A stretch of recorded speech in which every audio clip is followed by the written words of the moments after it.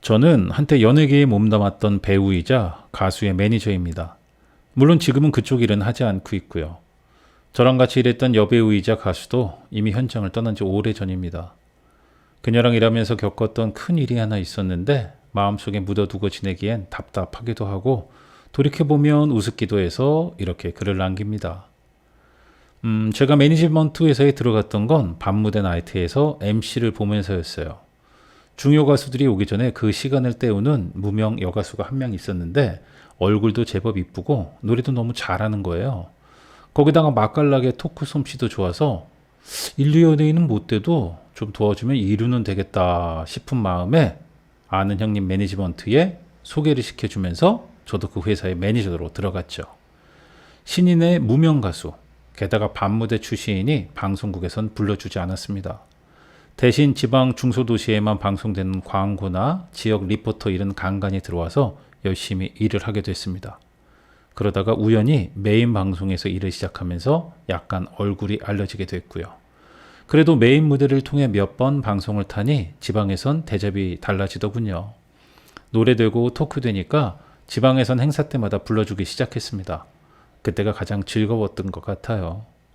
방송국 찍고 지역 행사 가려고 차량에 시동을 걸고 있으면 인류 연예인이 부럽지가 않았으니까요. 요즘은 드물지만 당시에는 현금으로 주는 경우가 많아서 솔직히 이라는 말도 쏠쏠했습니다. 보통 지방에 행사를 가면 다음날 중요한 방송이 있지 않는 한 여가수는 모텔방에 재우고 제가 지방 기업 대표나 혹은 나이트클럽 사장님 혹은 업계 문신 형님들과 술을 한잔 하는 경우가 많았습니다. 그렇게 땅을 다져 놓아야 다음 행사 때 계속 불러주고 또 돈도 두둑이 주는 게 당시엔 관례였거든요. 술을 한 잔, 두 잔 마시다 보면 간혹 어이 소속 가수 좀 데려와봐. 우리도 연예인 구경 좀 합시다. 이러는 사람이 있었습니다. 처음엔 난처했지만 그런 사람들이 많아지니까 나중에 노하우가 생기더라고요. 제가 가장 많이 써먹은 거짓말은 사실 그 여가수가 제 아내입니다. 제발 소문만 내지 말아주세요. 이렇게 둘러대는 거였죠. 그럼 웬만한 사람들은 어쩐지 둘이 찰떡 호흡이더라. 내가 기자들한테는 이야기 안 할게. 이러면서 대부분 넘어가 주곤 했습니다. 제 생각엔 알면서도 속아 넘어가 준 것 같았죠. 지금처럼 인터넷이 발달된 시대 같았으면 일파만파 가짜 소문이 퍼졌겠죠. 하지만 그렇게 거짓말을 해서 소속 가수를 돌봐주고 싶을 정도로 저는 여자 가수를 아꼈고 그녀 역시 저를 잘 따라줬습니다. 그날도 지역 라디오 방송을 마치고 서울로 올라오는 길이었는데 그녀가 제게 말하더군요. 오빠 덕분에 제가 연예인 소리도 듣고 정말 고마워요. 오빠 아니었으면 아직도 밤무대에서 노래나 부르고 있을 텐데 이제는 연예인 타이틀도 달았잖아요. 그 순간 저는 울컥하더군요. 그 어떤 말보다 귀한 말이었습니다. 내가 키운 연예인이 조금씩 인정받고 있다는 거. 회사원들에겐 승진하는 기분과 같은 거고 장사하는 사람들에겐 매상이 오르는 것과 같은 거겠죠. 그날 이후로 정말 더 열심히 노력을 했고 운 좋게 영화 단역 배우로 몇 번 얼굴도 비치게 됐습니다. 영화 촬영을 다 끝내고 쫑파티를 하는 날이었어요. 촬영장 근처 삼겹살 집이었는데 운 좋게 감독님이랑 주연 배우들이 밥을 먹는 테이블에 그녀가 앉게 됐고 저는 약간 떨어진 자리에서 고기를 먹고 있었습니다. 그날은 촬영장 근처에서 숙소를 정해둔 터라 저도 마음 놓고 술 한잔 하면서 스태프들에게 우리 배우 좀 잘 봐달라며 아부를 떨고 있었죠. 그러면서 감독님 쪽 테이블을 슬쩍슬쩍 보면서 우리 가수가 분위기 좀 잘 맞추고 있나? 라고 확인을 했었죠. 왜냐면 그럴 때 잘 보여놔야 감독님 차기 작품에 캐스팅도 되고 좋은 라인도 차지할 수 있었으니까요. 그래서 회식 전에 그녀에게 오늘 입담 좀 잘 풀어봐. 최대한 감독님이 있는 자리 근처로 가서 앉고 알았지? 명심해. 라고 이야기를 해둔 상태였거든요. 그래서 슬쩍슬쩍 봤는데 이미 주연 배우들은 눈도장만 찍고 다들 떠난 상태고 감독 옆자리엔 그녀와 몇몇 조연급 배우들이 술을 마시고 있는 겁니다. 근데 감독이 귓속말로 그녀에게 뭔가 이야기를 하는 겁니다. 그 모습만 보고 우와 오늘 분위기 잘 튀었네 라며 속으로 만족했습니다. 그리고 쫑파티가 끝난 후에 만취한 그녀를 숙소로 데려가서 재우고 저 역시 제 방으로 가서 간만에 꿀잠을 잤습니다. 그리고 다음날 서울로 올라오는 길, 그녀가 뭔가 이야기를 하려다가 머뭇머뭇거리는 거예요.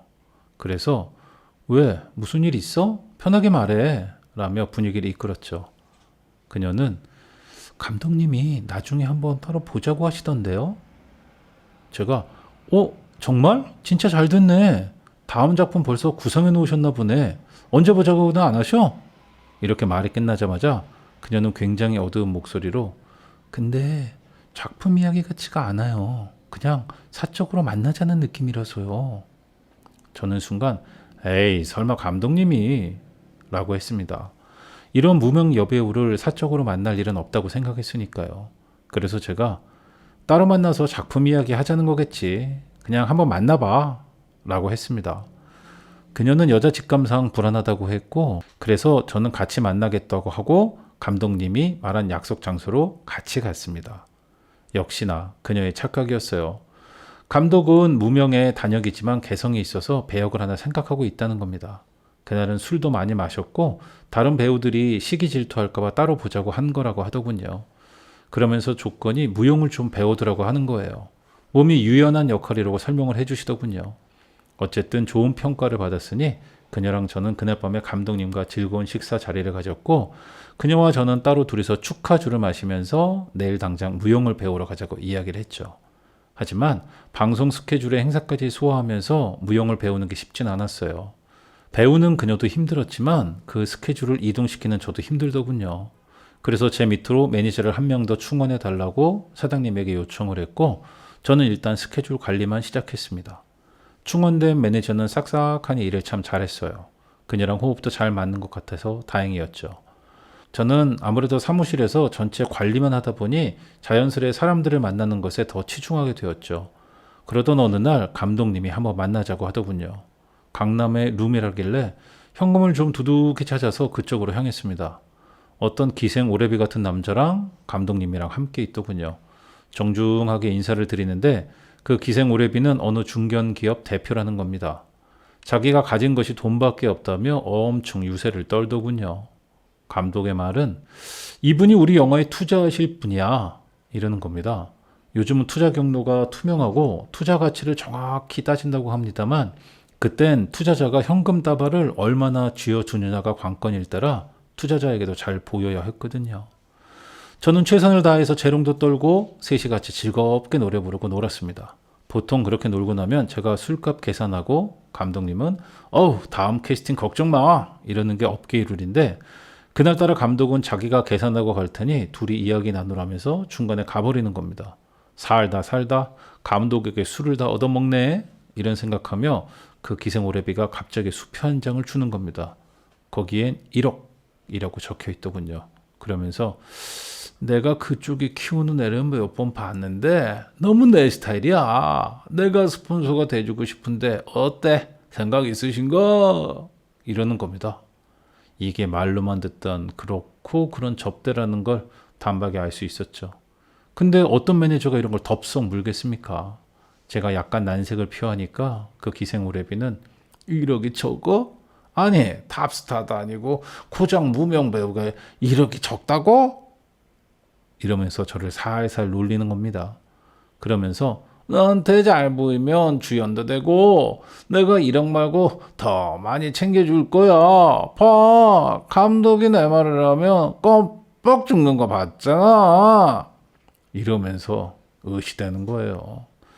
그러면서 무용은 잘 배우고 있지? 나는 몸이 유연한 친구가 좋아서 말이야. 이러는 겁니다. 머리에 스팀이 확 오르더군요. 왜 감독이 무용을 배우려고 했는지 이제야 감이 잡힌 겁니다. 기분 같아선 기생 오래비 얼굴을 주먹으로 날려버리고 싶었지만 꾹 참았습니다. 기생 오래비는 자꾸 1억을 얘기하는 겁니다. 솔직히 갈등이 팍팍 됐습니다. 그 당시에 1억이면 지방에선 웬만한 아파트도 살 수 있을 금액이었으니까요. 매니저 일어나면서 본능적으로 이 자리에서 거절하거나 승낙하면 완전 큰일 나니까 일단 시간을 벌어야지 라는 생각이 들었습니다.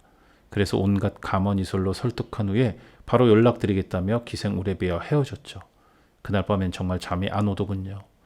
이걸 사실 그대로 그녀에게 이야기를 해줘야 할지 아니면 제 선에서 대충 없던 일로 뭉개야 할지, 설령 그녀에게 말했다고 해도 그녀가 거절하면 괜히 서로 상처만 남게 될 텐데 어떡하지?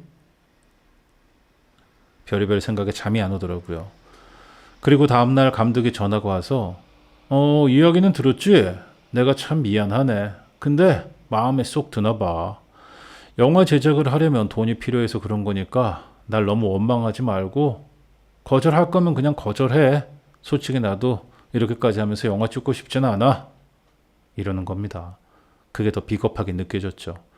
차라리 우릴 부르지나 말지. 자기는 다 불러서 이야기해놓고 도망가 버리곤 뒤에 가선 원망하지 말아달라고 하니 정말 불쾌하더군요.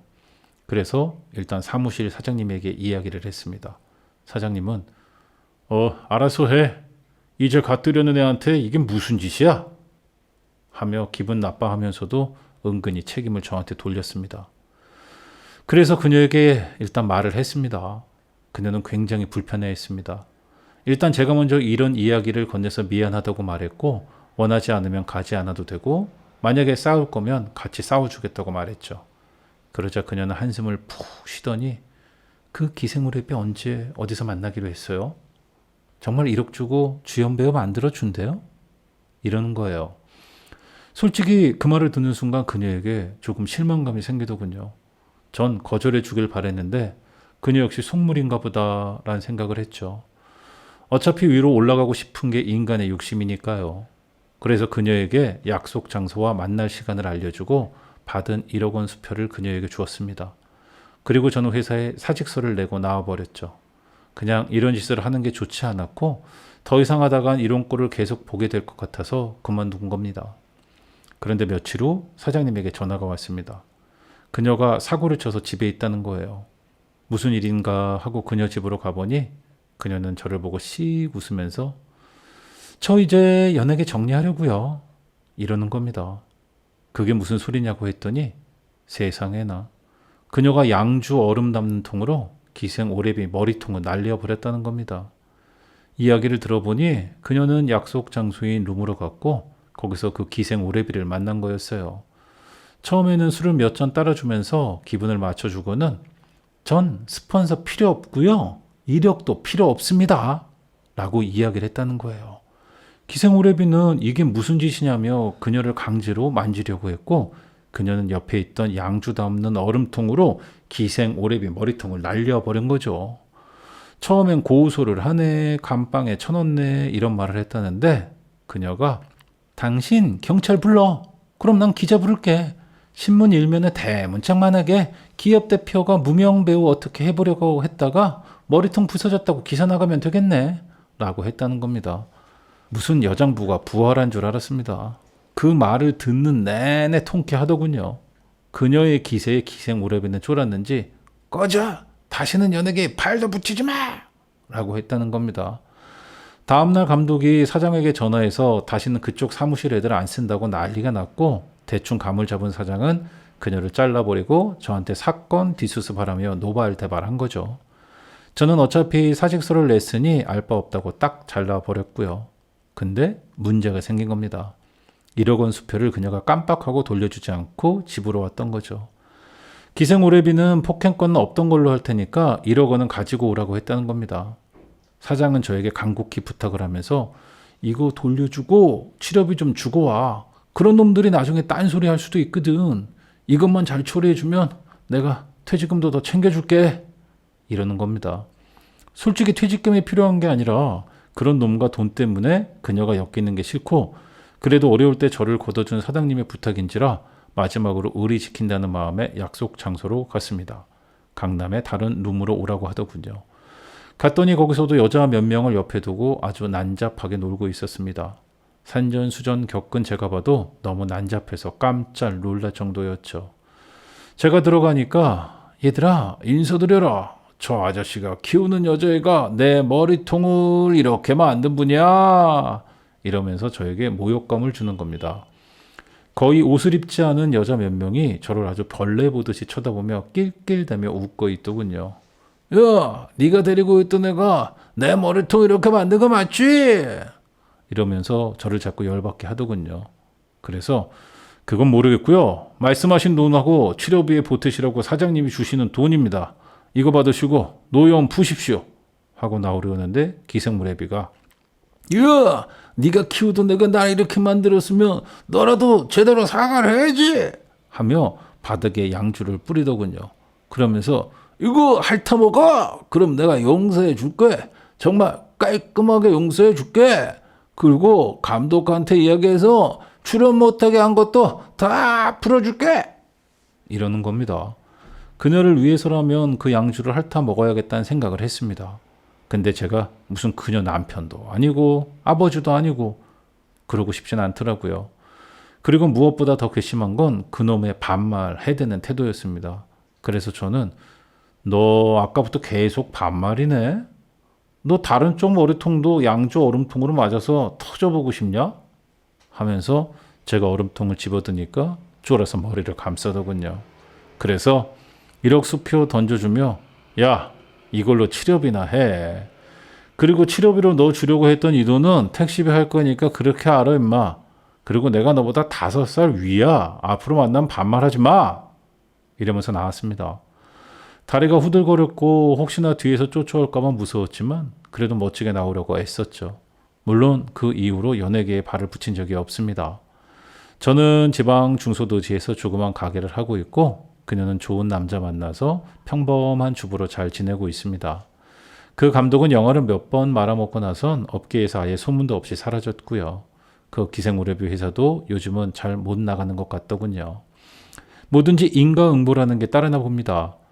비록 그쪽 바닥에서 성공하진 못했지만 그래도 참 재미있는 인생을 살았고 또 나름 자존심 지키면서 이 꼴 저 꼴 다 봤다는 생각이 들어요.